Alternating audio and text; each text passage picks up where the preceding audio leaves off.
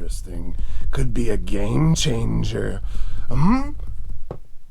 Oh, sorry. I was just making my final calculations to make my hypothesis into a theory about the power nodes. I'm very nearly completing these, which will help us all on our journey. Next week, I will let you all in on my studies so we can be on the same page and understand the importance of us all having home bases. Science can be a very slow process. So many tests and experiments. That is another reason why I love fantasy football. You can be the best one week only to come crashing back down to Earth the next.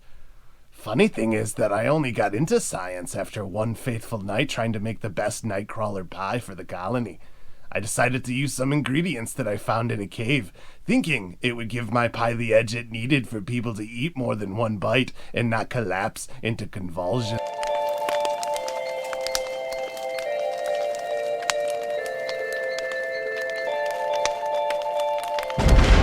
I discovered that mixing certain elements together created a reaction, and it made me want to study more.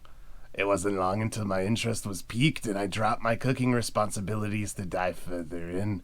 I didn't realize how good I was at mathematics. I started to create formulas and created my own lab. Soon afterward, I came up with a hypothesis, one that could change everything. I tested whether magma could give us fire powers. Colony didn't like my initial experiments and suspended me from working on science for many days. But I was able to win them over, even if just for a brief time, when I cured the paralysis disease caused by mutant slugs. The point is that sometimes we fail, but we just have to pull ourselves up and keep chugging along. Trust the process and good things will come. This season is long and is filled with challenges and adversity. Only the best teams can survive, and while a little luck is needed, the mind plays a big role from week to week with lineup changes, adds and drops, and when to back up star players. Then you have the bye weeks, which begin now. This is when coaching really comes into play. Of course, there are those in this league with anomalies, a lack of coaching which has me worried about the shadows beginning to corrupt minds. Please stay strong and get ready for round 6. No one is safe from defeat.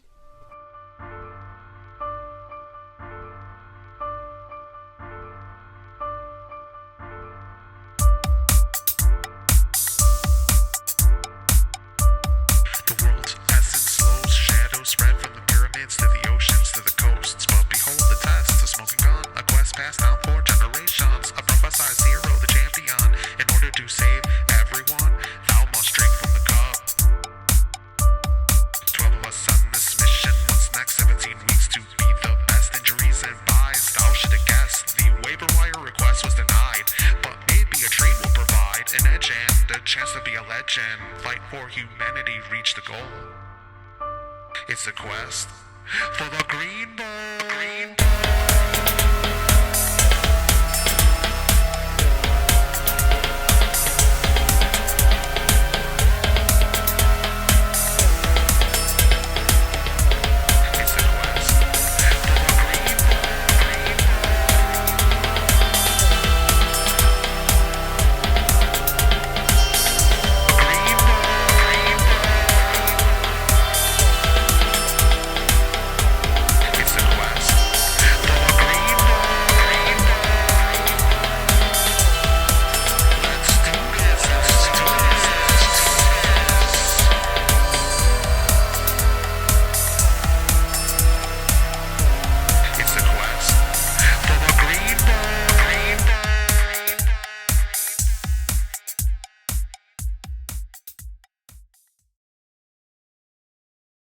Welcome to the quest for the Green Ball, the Shadows of Chaos. I'm your host, Anthony Otso, bringing you another installment of this fantasy football show with a twist. And speaking of twists, what a crazy week of results. All of our 3-1 teams have fallen, meaning one game separates 11 teams with only one poor squad at 1-4. But we are not even halfway through the season yet, so no one is out of anything. losing. In fact, this week looks to be a huge week for many teams trying to get a bit of an edge in all of this parity. I will preview those matchups that are coming up a little later, of course, and I'll also go over the top fantasy players on the top NFL teams and see if picking players on successful teams really makes a difference in another installment of Stat Brain. But first, let's dive right in the wacky Week 5 results with some trends holding and others blowing up. We had a Western Territory versus Central Territory match as Uncle Justy traveled to Ghost Mountain to take on Meow Master. Uncle Justy came in with a 64% chance to win, and the computers were proven way wrong, with Meow Master claiming the 112.52 to 100 win. Josh Allen with his 315 passing yards, 59 rushing yards, and 4 total TDs, and Kareem Hunt with his 89 yards and 2 scores were 2 big reasons why Uncle Justy reached 100 points. Uncle Justy also made a move to the Panthers defense and picked up 8 points there, but an injury to Saquon Barkley and several tough weeks at wide receiver hurt. Meow Master, despite taking a 0 with an injured tight end, was able to get a much more balanced game led by Derrick Henry and his 3 TDs. Jalen Hurts also added 2 rushing TDs, and Hopkins, Cooper, and Davis scored as well. Uncle Justy falls to 3-2, and Meow Master moves to 2-3. Liberty's watch is proving to not be that solid of home ground for Remember the Titans, as the Eastern Territory team fell 132.26 to 108.48 to the Central Territory's My Heart Will Go On, despite coming in with a 55.9% chance to win. And of course, some of you are probably asking, who is My Heart Will Go On? Well, of course, My Heart Will Go On changed their name from the Cult of Chucky, their second name change this season, after the John Gruden racist and homophobic email debacle that I'm sure everybody's heard about. Perhaps the evil shadows got into his brain? I don't know. We'll have to see. But back to the game, it came down to Monday night with Marquise Hollywood Brown getting 125 points and 2 touchdowns to clinch it for My Heart Will Go On. Devontae Adams had the big game My Heart Will Go On was hoping for when she drafted him 3rd overall. 206 yards and a score for those 5 bonus points, a big reason for the win. Touchdowns by Swift and Deontay Johnson helped, as did the 344 passing yards and 2 touchdowns by Aaron Rodgers. Remember, the Titans did have a solid week with no player scoring under 8 points, but the Trey Lance move proved to not work, with a very low quarterback score being another big difference. My Heart Will Go On moves to 2-3 overall to get back in the division race. Remember, the Titans falls to 1-4 and is now in last place overall in the league. The Stellar Bitches of the Western Territory look to get her first road win, traveling to the Eastern Territory to take on the Multiple Scoregasms at the Gateway Islands. A 58% chance to win by the Scoregasms didn't matter in the end, as the Stellar Bitches held them off on Monday with a 96.5 to 92.28 heartbreaker for the Scoregasms. The Stellar Bitches rode on the backs of the Buffalo defense again, which is proving to be the best in the NFL so far. 20 points allowed, 2 sacks, 4 forced turnovers, and a touchdown against the Chiefs is very impressive, throwing 2 scores by both Ezekiel Elliott and Mike Evans, and it was enough. The Scoregasms, of course, had a couple of scores by Antonio Gibson and 1 each from Tannehill and James Robinson, but it really came down to defense, needing just 4 points from the Colts on Monday night. The Colts had 3 points going into overtime, but they allowed a touchdown and ended up with negative points, being outscored 19 to -1 at the position. It also doesn't help that Claypool and the Cardinals defense was left on the bench. Gal of the Western Territory traveled to the Philosopher's Swamp to take on the Central Territory's Low-Key Lebowski Thor. Despite a 53.3% chance to win and Gal taking 2 zeros due to his poor coaching, Gal pulled off an insane upset with a 140.28 to 83.16 win. Fournette had a touchdown for Lebowski Thor, and Zerline and the Buccaneers defense combined for 24 points. But that's where the good stops for Lebowski Thor. Mike Williams continued to be one of the best draft picks so far, collecting 165 yards and 2 scores, and Robert Woods added 150 yards. Najee Harris is the Rookie of the Year candidate, I would believe at this point, 142 yards and a score, and Dak Prescott did his thing with 3 scores. Butker and the Rams defense also added 19 points combined, and Taylor added 169 yards and 2 scores, including a 50-plus yard touchdown for that bonus point on Monday night. Lebowski Thor falls to 3-2, while Galgal moves to 3-2. My great superior Superb Owls continue to struggle on the road as the Central Territories squad travel to the Eastern Territories Blue Dunes to take on Green Acres. The Superb Owls had a 69% chance to win early on, but some coaching moves helped Green Acres cruise to a 131.38 to 91.68 win. It wasn't a horrible game by the Superb Owls. Mahomes still had a couple of TDs and over 20 points. Jacobs and Samuel also added touchdowns, and Nick Chubb had 170 yards and a 50-plus yard bonus score touchdown. But the Browns defense struggled mightily, and on the other side, Green Acres decided to use the Cowboys at the last second. The Cowboys, which had a defensive score, and kicker Greg Joseph outscored kicker Randy Bullock and the Browns defense 30-4. Ekelor added 3 touchdowns, and Sanders added 2 scores. Knox, Mixon, and Henderson also scored. All of those TDs helped mask the one bad move by Green Acres, trusting in quarterback Zach Wilson, who had under 8 points. Both teams are now 3-2 overall. And that brings us to The Game of the Week! which saw the Eastern Territory's Risky Business travel to play the Siamese Dreamcats at her Western Territory home, the Sea of Angels.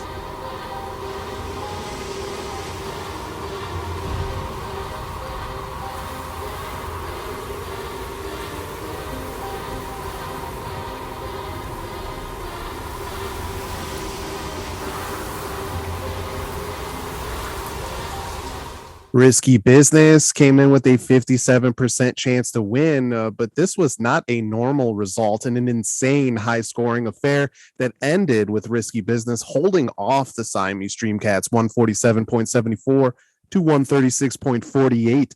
It was the Tom Brady show on Sunday with 5 touchdowns leading to an almost 50-point total, and he also took advantage of a Delvin Cook injury to ride an almost 20-point game by Madison. Kamara added a couple scores as well, but this game did end up coming down to Monday night. So the Dreamcats already had a couple of scores by DK Metcalf, another one by Pitts, and a third piece game by one of the keys of the week in Jamar Chase, who had 159 yards and a 50-plus yard touchdown for the bonus point. And of course, on Monday, Lamar Jackson did one better than Tom Brady by breaking the 50-point mark with 4 scores, including a 50-plus yard score for that bonus point. He had 442 passing yards and 62 rushing yards, but luckily for Risky Business, 147 yards and 2 of those Jackson touchdowns went to Mark Andrews, who also had 2 two-point conversion catches to top 30 points at the tight end position, and that, of course, was the biggest difference. And I'm joined today by Risky Business to discuss this crazy win. We've actually had a couple of these on a Game of the Week, but first, man, you know what's going on with you? I mean, it's your third road win in our lore in 4 tries, so you must be flying high after coming away with this crazy one. Oh, definitely, yeah. I definitely was nervous going into that game. Especially seeing Lamar Jackson on the other side, you never feel good about that. But I did feel a little boost there in terms of knowing I had Andrews and hoping that, he'd be looking his way for most of the day, and it turned out that way, which was good. Yeah, I was going to say, obviously you said that you were a little worried going into that game. Did you expect Andrews to get as much as he did? Because you really needed both of the touchdowns. Otherwise, you would have been in trouble at that point. Oh yeah, no, I did. Andrews, even earlier on in the season, I was considering trying to look for some trade options, maybe upgrade to one of those top tier guys, pair him with somebody. So I definitely did not see that coming from him that night. And so yeah, it was a shocker for sure. You must be glad you didn't make that trade then. Huh? Oh yeah. I don't think he's leaving my team anytime soon now. Especially with how most tight ends are touchdown dependent. So when you're getting 30 points from him, it's like he's in my lineup all the time. I'm guessing that's how it would be for you. I do want to discuss Tom Brady because I feel like he was a very interesting draft pick for you at the quarterback position. Obviously wasn't rated as high as some of the other ones. But here he is, number one quarterback in fantasy right now. I mean, was this the expectation when you went with him, or is this way above what you expected? Well, I got to be honest. I am a Tom Brady fan, so I do love the guy. And so when I drafted him, I don't think I anticipated or envisioned him being the number one guy. But I still definitely thought he had a lot left in the tank. I figured he would definitely put up some big games. I was thinking you might see a little bit of decline and stuff, but just for some reason he's got, as there's so many weapons around him, so many options. I just felt like there was no way he wouldn't, do well on some weeks.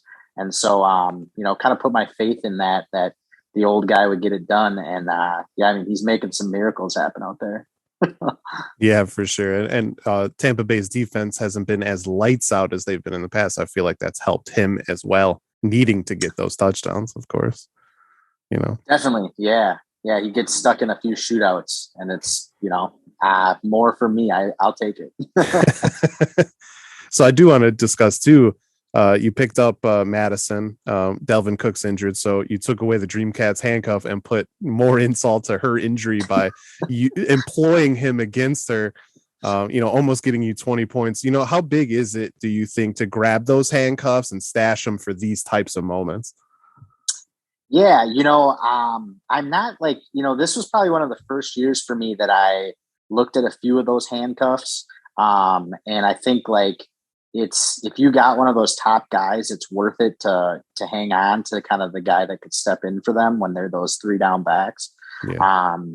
And so, Madison actually, I recently moved to Milwaukee, but for quite some time was living up in the Twin Cities. And so, obviously I heard a lot of radio talk about Madison, over the past couple of years, him stepping in. So he was a little bit higher on my board in terms of just your general handcuff, because I do feel like he's got a lot of talent. He's shown that a few times now, stepping in when needed. So, so I'm not always the handcuff guy, but if I hear enough praise about a guy, I start to tilt that way. For sure. And obviously helps you get this win as well. And now you're at 3-2 in our league, which we know it's very competitive every year, but one game separates 11 of us at this point.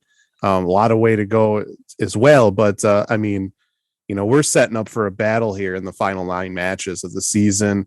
You're number one in points right now too, just getting past me this past week. But how much confidence do you have right now? Obviously, look at me. I scored a bunch of points and then had a bad week this last week. So obviously it can happen to anyone, but how much confidence do you have to make a run here? And do you look at the schedule and say, man, that's going to be a tough week coming up? Yeah, definitely. I like my team overall. I'm confident in a lot of the individual players and key guys that I got in there. But it's like you said, it's kind of one of those things where any week could take a turn for you. The tough thing I think about my team when I look at it is I have a lot of players that could step in and be great. But it's guys like you said with Madison, where it's like you need somebody else to kind of take a back seat to get him in there. Yeah. So I still do, for some reason, feel like I'm thin at running back. I feel like I'm maybe one injury away from everything collapsing. I think we all are. Yeah. So I can't say, I definitely would not sit here and say that I sleep easy when I look at my lineup.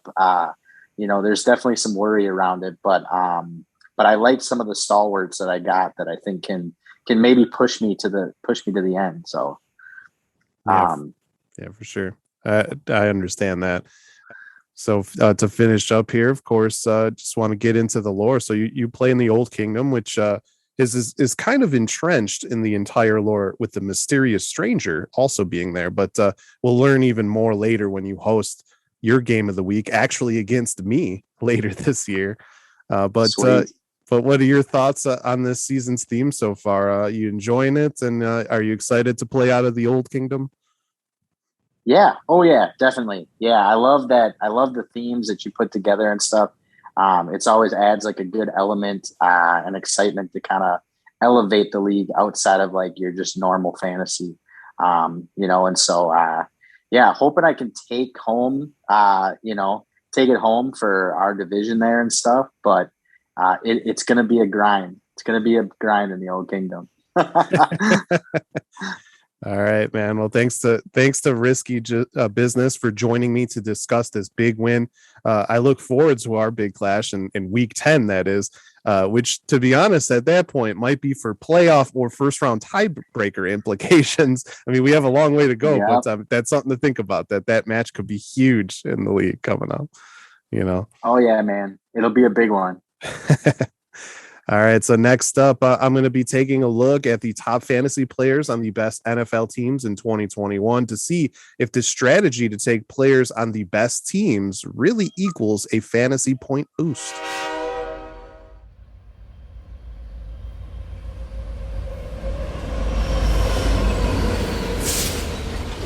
Starting with the Buffalo Bills. They're 4-1, first place in the AFC East. Going through their positions that would matter in fantasy, you got quarterback Josh Allen. He's the number 3 quarterback, 14 TDs to just 3 turnovers. You got their wide receivers, Stephon Diggs and Emmanuel Sanders. Emmanuel Sanders is actually better than Diggs, surprisingly. Diggs only has 1 score. Sanders has 4 scores. But you would just expect that because Josh Allen is doing so good, that both of those wide receivers will start to add to their totals.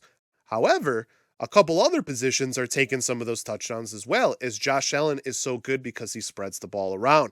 Dawson Knox is the number 2 tight end, 5 TDs. The man has been going nuts and is a very big surprise this year. And then you go to their running backs, which actually don't gain a lot on the ground. A lot of their damage is done through the air. Devin Singletary only has a TD, but Zach Moss has 4 TDs. Of course, Moss is number 20 running back and Singletary is number 31. So in fantasy purposes, they're more maybe bye-week replacements, possibly flex players. Moss might be a starter with his touchdown output. Of course, kicker Tyler Bass is the number 4 kicker, and it's because of how many points the Bills score. Also has 11 field goals. So not only are they scoring touchdowns, they're getting field goals. So that's good news for Bass owners. And of course, the defense, number 1. And then when it comes to defense, turnovers and defensive scores are, they could go nuts week in and week out. It's one of the stats that usually pad the stats of the defense, and it's good to see that. But at the same time, I always look at sacks as a way to see the consistent defense. 14 sacks by the Buffalo defense. They shut down Kansas City pretty well. Limiting Mahomes and their passing game. I think that's huge. It shows that Buffalo is not a fluke. And, the Stellar bitches have been riding Buffalo for a while. So it's very rare, to be honest, in fantasy, you get a high scoring team with the defense this good, because normally you don't have to keep throwing the ball. But the Buffalo doesn't take their foot off the gas. They just keep going. They've been scoring 40 points. Moving on to the LA Chargers, 4-1, first place in the AFC West. You got quarterback Justin Herbert, number 4 quarterback, 14 touchdowns to just 4 turnovers. Definitely showing that he's not going through any kind of sophomore slump. He's doing very well. And of course, Mike Williams is the wide receiver that's actually going nuts. 6 touchdowns. I mean, are you kidding me? He's the number 1 wide receiver because of that. That's insane. Keenan Allen is a yards guy. He's number 28 wide receiver. Only 1 score. So Loki Lebowski Thor is probably a little worried that Allen isn't getting in the end zone as much as Mike Williams there. But obviously with Herbert, their passing game is very good. However, you got running back Austin Eckler, who's the number 2 running back because of his 7 touchdowns, both on the ground and through the air. He is a very big time asset, almost split evenly with touchdowns in the passing game and the running game. Tight end Jared Cook is the number 15 tight end, just 1 touchdown. Obviously a touchdown dependent tight end. But again, when you look at Justin Herbert and this passing game, and maybe Mike Williams starts to get double teamed or stopped a little bit more, maybe that opens up more for Jared Cook later. So a very good passing game, and Eckler could also score on the ground. Defensively, just number 17. They do have 10 sacks, so you would think that with that pass rush, getting those sacks as soon as turnovers and maybe a defensive score here and there, they could have some good weeks. But of course, for the offense, it's good that the defense gives up a lot of points because it forces Herbert to just keep throwing. Baltimore Ravens 4-1, first place in the AFC North. You got Lamar Jackson, number 5 quarterback, 10 touchdowns to just 3 turnovers. He gets a lot of his points on the ground, 341 rushing yards as a quarterback. That's always going to be nice. And of course, the Ravens like to run the ball. So Jackson remains there, and he's been showing that he's a better passer. And because of that, you got Hollywood Marquise Brown. He's a guy I told you to watch, late draft pick in a lot of fantasy leagues. Marquise Brown's the number 6 wide receiver right now, 5 touchdowns. I literally told you guys that, like, if he starts to get number 1 wide receiver targets, he could be a very big asset. Surprisingly, for a rushing team, the running backs haven't been that great. You got Latavius Murray, who's number 34 with 3 TDs, probably just a bye week replacement, touchdown dependent. And then you got Tyson Williams, who started off good with a TD. He's number 44 now. He's kind of been left off and not getting as many carries. So we're not necessarily sure what happened there, but, they're rolling with Murray. And then they got Le'Veon Bell coming up, who's another guy who might vulture some things. Tight end Mark Andrews has been a beast, number 3 tight end. How crazy are tight ends and how touchdown dependent are? Andrews has 2 touchdowns, had a big week this last week, which is why he's the number 3 tight end. Those were his only 2 touchdowns all year, just this past week. So he was way below the list, popped all the way back up to number 3. Kicker Justin Tucker's number 3, of course. Baltimore does score points. 11 field goals for Justin Tucker. And of course, Tucker has the leg to kick 50 plus yard field goals. Surprisingly, the defense is just number 19. But again, 12 sacks, which means that once the turnovers come, a defensive touchdown comes, they could have a huge week. Moving on to the NFC, you got the Dallas Cowboys 4-1 in the NFC East. Dak Prescott's the number 9 quarterback, 13 TDs to just 5 turnovers. And of course, he's thrown a lot to Amari Cooper's, the number 15 wide receiver with 4 touchdowns, and CeeDee Lamb's number 22 wide receiver with 2 TDs. Ezekiel Elliott's the number 3 running back with 6 touchdowns. The man is still a beast. Tony Pollard, surprisingly, is a running back that's number 22. We're talking about a handcuff. He only has 1 TD. But he's definitely a guy to maybe stash on your bench and possibly start in some games. And then the tight end, Dalton Schultz, number 4 tight end, 3 TDs. He's been a huge blanket for Prescott. He's just always open when Prescott needs him to be, and he's been making some big-time plays. Kicker Greg Zuerlein's the number 10 kicker, 9 field goals, does have 2 missed extra points. The defense, surprisingly, number 6, but just 9 sacks. So it's one of those things when you have defensive scores, maybe some crazy turnovers. I mean, they've been getting some massive turnovers. Diggs has been an interception machine. Moving on to the NFC West, Arizona Cardinals 5-0. You got Kyle Murray, number 6 quarterback, 13 touchdowns to just 4 turnovers. DeAndre Hopkins has 4 touchdowns, so he's the number 16 wide receiver. Christian Kirk, who's actually been quiet the last couple of weeks, has 2 scores, the number 33 wide receiver, so that's not that bad. Running backs wise, James Conner has been getting all the touchdowns, 5 of them, so he's the number 17 running back, but technically Chase Edmonds has been getting more of the yards. He's the number 29 running back because he has 0 touchdowns, so they could actually switch at some point if Edmonds starts scoring and Conner doesn't. Kicker Matt Prater, The number 11 kicker, just 8 field goals, which means they're scoring a lot of touchdowns. That's not what you want to see in kickers for fantasy purposes. The defense, surprisingly, is the number 2 defense. They do have 12 sacks, but of course they're number 2 defense because of turnovers, defensive score, things like that. So the Arizona defense is one of those defenses that you're kind of surprised they're up there. Will they stay the number 2 defense? And then we got the Green Bay Packers, first place in the NFC North. You got Aaron Rodgers, number 15 quarterback, 11 TDs, 3 turnovers. A little low there, to be honest, for quarterbacks. Devontae Adams is his top wideout, number 7 wideout in the league with just 2 touchdowns, which means he gets a lot of yards. So if those touchdowns start coming, he could end up shooting way up the list. Randall Cobb, surprisingly, has been their number 2 guy because he had a couple of touchdowns in one game. Number 56 wide receiver, though, so he's not someone you're starting week in and week out. Then you got Aaron Jones, number 7 running back with 5 touchdowns, so those touchdowns have definitely been helping him stay in the top 10 in running backs.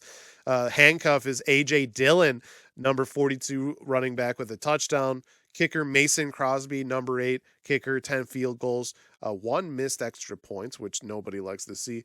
And the defense is number 18, 10 sacks, but haven't really gotten as many turnovers as they liked, and defensive touchdowns haven't come. So that's why they're number 18. So it's still, you get a couple of those, they might shoot up the list. Up next, you got the Tampa Bay Buccaneers, 4-1 in the NFC South. You got Tom Brady, the surprise of the year, number 1 quarterback, 16 touchdowns to just 3 turnovers. The man's a robot. And then you have, of course, because the passing game's so nuts, you have multiple passing guys here. You got Chris Godwin, number 17 wide receiver, 3 touchdowns. Mike Evans is actually the number 11 wide receiver with 4 TDs. And then you got Antonio Brown, who's the number 18 wide receiver right now in the league, 3 TDs. So that's insane that they have 3 of the top 20 wide receivers. And then, of course, Rob Gronkowski, he's been injured. He's still the number 6 tight end because he's got 4 touchdowns. That's insane. And then, of course, running backs wise, not that good, but they have been used in the passing game. Leonard Fournette's the number 21 running back with just a TD. Peyton Barber is the number 53 running back with 2 TDs. Kicker Ryan Suckup is the number 13 kicker right now. 7 field goals, 1 missed extra points. They're scoring a lot of touchdowns, so Suckup is definitely a guy that you're a little worried about if you're starting them. The defense is the number 9 in the league, 10 sacks. They've had some pretty bad games. They've had some good games, very inconsistent. And of course, because the defense hasn't been lights out, Tom Brady's been throwing like a maniac, 4 touchdowns some games, 5 touchdowns this past game. So for fantasy purposes, you kind of want the defense to mess up a little bit. Lastly, we get to the LA Rams, 4-1, second place in the NFC West. Matt Stafford's the number 8 quarterback, surprisingly, 12 touchdowns to just 3 turnovers. Of course, you got Cooper Kupp's the beast, number 2 wide receiver with 5 TDs right now, also gets a lots of yards. Robert Woods, 2 TDs, which makes him the number 23 wide receiver. Tyler Higbee, number 14 tight end with 2 TDs, so he doesn't get a lot of yards. He's completely touchdown dependent. Running backs wise, Darrell Henderson is proving to be a guy that you can start. Number 15 running back in the league right now, 3 touchdowns. A lot of that came this past week, but he's definitely shown what he can do. Kicker Matt Gay, number 7 kicker, 10 field goals, 1 missed extra point. It is good that he's got double-digit field goals, which is why he's number 7. Defense is number 16, surprisingly. I'm very surprised by this. But they do have 14 sacks. So it's one of those things where they get some turnovers here and there, defensive touchdown, they're probably shooting way up the list. As I went down this list, you can see that a lot of rostered fantasy players come from just those teams, and those are the best teams. My theory on this whole thing is that picking players from the best teams does matter. It matters in a big way. Usually those are the guys that are doing really well. Now there's star players on bad teams too, but you see more stacking with these good teams. You might even play 2 from the same team or 3 from the same team because as they do good, you do good. You have to kind of monitor that as well. But I would definitely say that the strategy of taking players from some of these top teams based on these stats I just went through is a viable strategy for sure.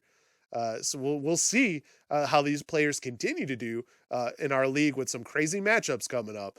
Let's look ahead to week 6.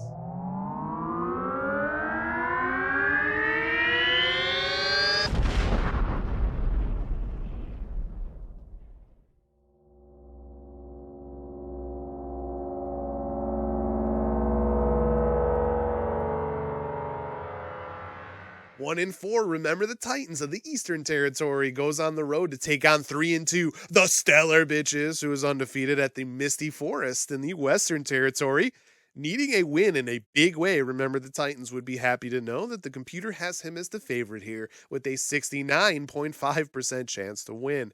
Joe Burrow versus Matthew Stafford at quarterback, Mike Evans versus Justin Jefferson, and the Buffalo defense versus Seattle defense are some intriguing matchups here. Also, can Damian Williams keep up with Ezekiel Elliott? And will Darrell Williams actually be the number 1 running back in Kansas City with Clyde Edwards-Helaire out? The Central Territories, my heart will go on, goes on the road at 2-3 to take on 3-2 risky business at the Eastern Territories Old Kingdom. My heart will go on has a slight 54% chance to win based on expected moves at the moment. Elvin Kamara is on a bye for risky business, and Clyde Edwards-Helaire is on IR. So risky business hopes A.J. Dillon or Devontae Booker can fill in there. He does have scary Terry McLaurin, and that matchup against Devontae Adams at wide receiver could be pretty big. Mark Andrews versus Darren Waller at tight end, and Aaron Rodgers versus Tom Brady at quarterback also look to be huge matchups. The Central Territories 3-2 Loki Lebowski Thor travels to the Sea of Angels in the Western Territory to take on the 2-3 Siamese Dreamcats. The return of Christian McCaffrey is something Lebowski Thor hopes is true, because that would make this a 50-50 toss-up. But as it stands right now, the Dreamcats hold a slight 51.1% advantage. However, Dalvin Cook is also banged up, so that means we are uncertain about the top 2 picks in the league draft this year. Besides those top running backs, when healthy, other matchups to watch are Lamar Jackson versus Kyler Murray at quarterback, DK Metcalf versus DJ Moore at wide receiver, Hunter Henry versus Dalton Schultz at tight end, and the Tampa Bay defense versus the Baltimore defense. The Eastern Territory's 3-2 Green Acres travels to Ghost Mountain in the Central Territory to take on 2-3 Meow Master. This one is probably going to be a laugher, as Meow Master is apparently trying out the age-old philosophy of just leaving her team alone all year until the playoffs. It has somehow netted her 2 titles, but we will see if that can happen this season. 4 expected zeros is difficult to come back from, so Meow Master needs beast games by Derrick Henry, Jalen Hurts, DeAndre Hopkins, A.J. Brown, and Amari Cooper to make up for those losses. Green Acres has golden matchups for Taylor Heineke, Austin Eckler, Joe Mixon, Darrell Henderson, and Adam Thielen, and has an 84.8% chance to win. The 3-2 Great Superior Super Bowls, my Super Bowls of the Central Territory, are undefeated at the Great Superior Eye. And welcome the Western Territory's 3-2 Galgal in a huge early season game. At the moment, the Super Bowls have a 60.2% chance to win, with 2 unknowns in Galgal's lineup and him following Meow Master's strategy slightly. But it didn't matter last week. Patrick Mahomes versus Dak Prescott at quarterback, Nick Chubb and Josh Jacobs versus Jonathan Taylor and Najee Harris at running back, and the Browns versus the Rams defense are all matchups to watch. Henry Ruggs versus Robert Woods could be interesting as well. And now it is time for The Game of the Week! in this next Game of the Week! we get a big-time matchup between the Eastern Territory's multiple scoregasms and the Western Territory's Uncle Justy. Uncle Justy, who comes in at 3-2 overall, is in his 2nd season in the league and already has a Game of the Week win this season back in Week 4. The multiple scoregasms, who enter at 2-3, are one of the best teams in the league without a Green Bowl title in her career, finishing runner-up in 2016. The scoregasms do hold the season scoring record and the weekly scoring record in league history. But Uncle Justy is the host here. So before we go any further with this matchup, let's look at Skyward Peaks.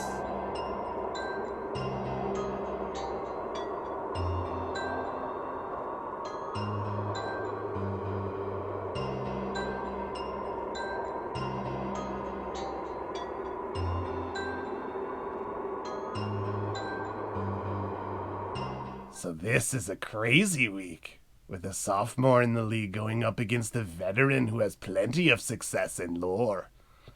But it is the sophomore's home base that we all need to be educated about, as Skyward Peaks is the next stop in our journey. Skyward Peaks doesn't look like much at first, just huge rocks covered in snow that overlook much of the land. And there's an ancient flying machine rusted and frozen near the top of one of the peaks, showing us a glimpse into your time perhaps. But there is more here than the eye can initially see. In fact, there used to be a colony here that ours would trade with. Their lore stated that the underground city was one of the first colonies, and an ancient library helped them move along with a group of elders overseeing it and using it for their religion. But one day a trader never came back, and we stopped trading. But I never forgot the story of this library. Once I was exiled, I marked this as a place of interest, thinking that maybe the colony would take me in. But once I got there, it was evident that something bad had happened.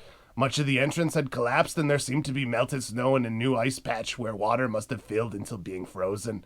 I was able to get inside, but the library was mostly ash, all burned away. I did find a reference to something called a database, which had ancient studies on the shadows themselves, but that was it. No real answers here. And then I saw it. A flying beast with fire breath as it slumbered deep in the abandoned colony, and I realized that the colony wasn't abandoned. It was attacked. I was able to escape without awaking it, but as I was back down the mountain, I heard its roar as it circled the peaks above me, spitting fire and causing avalanches. There might be more information here that survived, but don't go looking for it yourself. And please, keep quiet. I don't want you to be cooked. Now back to the match. Moves might be made by both teams as the games get closer, but at the moment, this is expected to be a very good match. A 50-50 toss-up to be exact, according to the computers. Obviously, you have the Josh Allen versus Ryan Tannehill matchup with both teams playing each other. Allen has been dominant and Tannehill is going up against a defense that held Mahomes down fairly well. Garbage time points are always a possibility, as is the Titans controlling the clock and limiting Allen's chances. Chase Claypool is expected to see a big uptick in targets with Juju Smith-Schuster out for the season, and he goes up against Stephon Diggs, who is looking to have his first breakout game of the year at wide receiver. Aaron Jones versus Zach Moss could also be a matchup to watch here, as both have potential vultures and yards could be at a premium. But as always, I do pick out two keys in the matchup, one for each side. Starting with Uncle Justy, I am looking at running back Kareem Hunt of the Cleveland Browns. Hunt has been a top 10 running back this season, despite playing with another top 10 running back in Nick Chubb. Both are serviceable, and since Baker Mayfield is hurting right now, both are racking up touchdowns. The thing that keeps Hunt even more relevant is that he is the usual pass-catching back, while Chubb is more of the workhorse for carries. But the running game is working so well that both have been scoring a lot of points. In this game against Arizona, Hunt might actually have more opportunity than Chubb if Cleveland has to play catch-up. This is what Uncle Justy would be hoping for, of course, because game script can also take away opportunities. Still, because of the pass rush of Arizona, I expect the ground game, whether it be screen passes or running the ball, to be in full force here.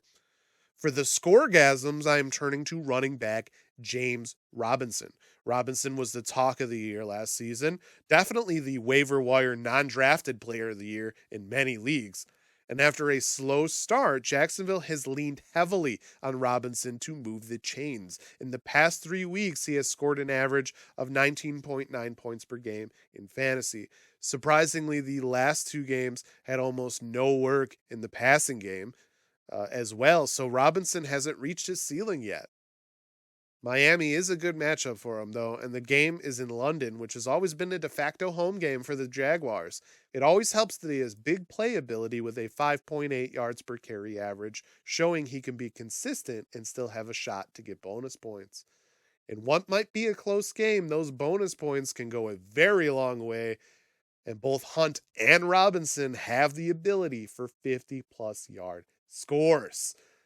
That's the show for the week. I hope you enjoyed it. Next week, we will get some much needed information about what a power node is and how each home base is important in the battle against the shadows. Before we go, here are the updated power rankings headed into week 6.